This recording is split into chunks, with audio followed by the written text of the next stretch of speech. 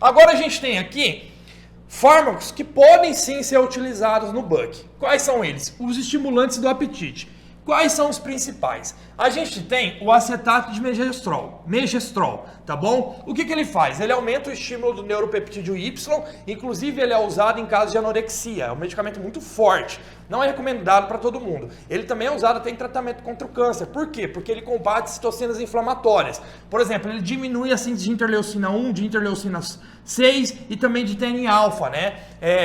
De fator de necrose tumoral alfa. Então, ele diminui citocinas inflamatórias que podem piorar, o próprio câncer aumenta os disparos dessas citocinas.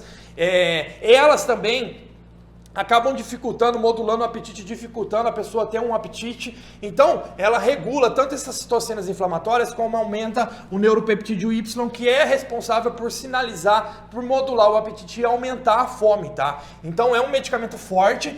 E normalmente as doses é de 200, 800 miligramas, os comprimidos, se eu não me engano, é de 40 miligramas, tem doses iniciais de 120 miligramas, enfim, depende do caso. Eu não estou fazendo uma recomendação aqui, eu não recomendo esse fármaco, tá? Porque ele é muito forte, inclusive ele aumenta os eventos, pode aumentar os eventos tromboembólicos. O que é isso? Formação de coágulo ali em veias mais profundas na perna, que pode levar a uma embolia pulmonar e pode causar complicações sérias, falta de ar, inclusive a morte. Então, cuidado com esse fármaco, tá? Eu não recomendo ele, mas ele é um estimulante forte do apetite, usado em quadros de anorexia também. Agora a gente entra aqui em substâncias normalmente mais utilizadas e mais seguras, tá? Que ajudam no BUC. Quem são elas? Cobavital. Cobavital é um bloqueador de histamina e serotonina. Dois sinalizadores que modulam o apetite no hipotálamo, tá? Lógico, a histamina tem outras funções, assim como a serotonina também tem outras funções, mas depende do receptor e o local onde eles se ligam. Nesse caso, tanto a histamina como a serotonina podem se ligar lá no hipotálamo, atuar nesse sistema de modulação do apetite no hipotálamo, que pode, núcleo arqueado, né, que pode diminuir a fome, tá? A histamina ela pode atuar como um regulador da fome e pode acabar diminuindo esse apetite. Então, o Cobavital, sendo um bloqueador de histamina, assim como outros antihistamínicos, eles podem aumentar a fome por esse bloqueio da histamina no hipotálamo, aumentando a fome. Então, às vezes, um antialérgico, que é um antihistamínico, ele pode gerar esse colateral de aumento da fome, tá? Alguns podem notar isso. O que tem no Cobavital?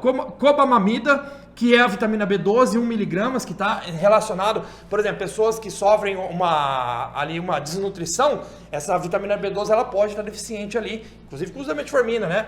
E aí pode necessitar do uso dessa B12 aqui, que está na composição do Cobavital. E também nela tem o principal substância que gera esse efeito ali da modulação do apetite, que é o cloridato de ciproepitamina, tá bom? Normalmente a composição é 1 mg de cobamamida e 4 mg dele.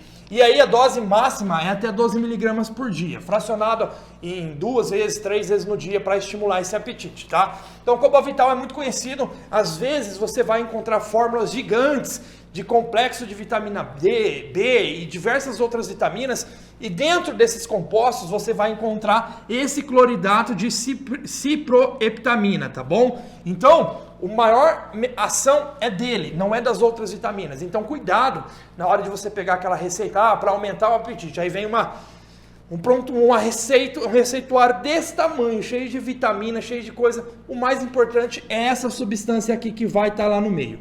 Tá bom? Então não se enganem com isso. O próprio Cobavital ali você pode adquirir para aumentar essa fome e pode ser utilizado no BUC, tá bom? Normalmente, vou falar dos outros aqui e a gente fala dos colaterais em gerais que são bem similares. A gente tem o buclizina também, que é um composto antihistamínico, tá bom? E hipoglicemiante, tá bom? Então cuidado com o uso dele, que ele pode causar hipoglicemia, tá bom? E normalmente essa buclizina se encontra também em diversos compostos que estão mascarados com diversas vitaminas e outros que falam que aumenta a fome junto, gera o aumento da nutrição, enfim.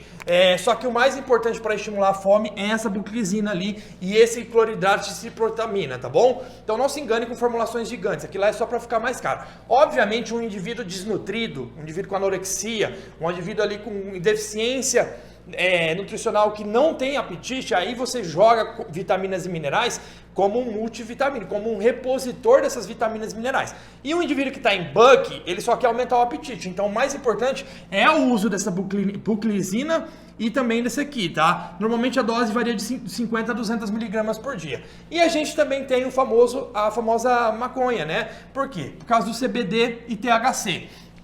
O que eles fazem? Eles têm uma modulação no apetite. Não é à toa que quem usa maconha tem a famosa larica, né? Eu não gosto, mas muitos atletas usam e não tenho preconceito nenhum quando usa dessa forma aqui, tá bom? Então, por exemplo, você tem lá a estimulação do aumento da grelina, que é um estimulador do apetite, a redução da serotonina ali nessa modulação do apetite, não é que vai perder serotonina, tá bom? Você tem a modulação dessa ação da serotonina, então ela modula o apetite também, para mais ou para menos, dependendo muito. Então a ação do CBD e THC pode atuar aqui, além de ter um estímulo canabinoide lá no hipotálamo, que é um sistema que também pode aumentar a fome. É um sistema que a gente produz endocannabinoides que também estimulam a fome em diversas outras situações também, tá? Não tem só lá no hipotálamo, a gente tem esses receptores em diversos outros lugares.